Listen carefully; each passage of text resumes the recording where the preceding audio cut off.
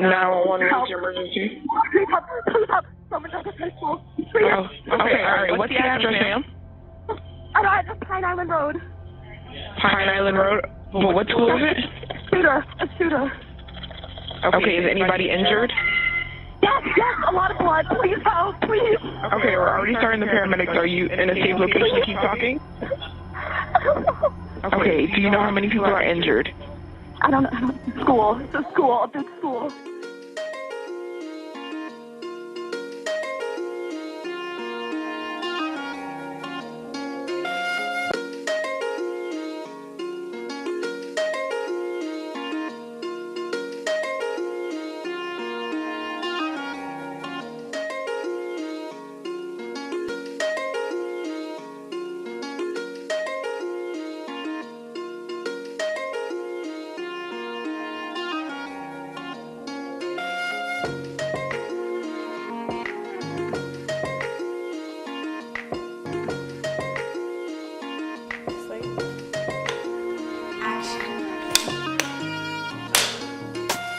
My name is Riaz, Abdullo. Sulaiman.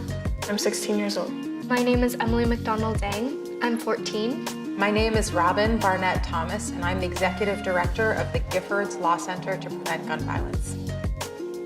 I felt really scared and sad about the recent gun violence in schools. For a lot of people, I know that, it's like, oh, this will never happen at our school and stuff, but as there are more and more mass shootings and school shootings, it makes me more like, wow, it actually might happen here. I think every shooting affects us as teachers. As a high school teacher, this one affected me more. I think I was in shock, and when it really hit me was when I read the story of Coach Aaron Weiss, the football coach at the school, how, if I understand right, he physically pushed kids into a classroom to clear them out of the way and then jumped in front of bullets to save his students. And I saw him, and I saw pictures of him, and he just resembled a couple of teachers that I know here in the city and people that I care about. And something about that just made it viscerally real for me. I've been the Executive Director of the Giffords Law Center for 12 years, and initially when I heard about the Parkland shooting, it was sort of like a feeling of Groundhog Day, because I've been through so many mass shootings in 12 years. I think when I heard about the Parkland shooting, I was devastated, and as I always am when these horrific tragedies happen, I don't think I realized at the time quite how significant of an event it would turn out to be. One way that the shooting made me more aware of what was around us is how we had to do a lockdown drill shortly after the shooting, and we were all like huddled against the wall or hiding under the desks and imagining what it would be like if there's an actual shooter.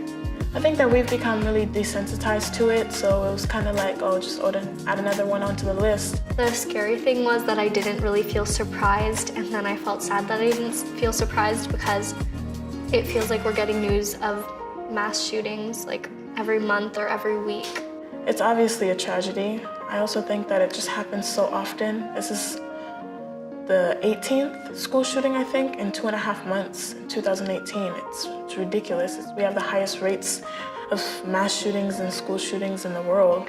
I think it affects so many different people in so many different ways. My son said to me the other day, "Mommy, I don't want to go to high school." And I said, hey, you're in 2nd grade, don't worry, we have lots of time to prepare you for high school. And he said, no, I don't want to get shot. And that's a 2nd grader. So, my fear is that my children, and not just my children, but children across America are experiencing a lot of trauma. I reached out to my students a little bit more that week. It was the idea that they might be hurting and that they might be thinking about self-harm, or they might be anxious or depressed, or they may have something going on at home that I don't know about and that I have. This is really emotional for me.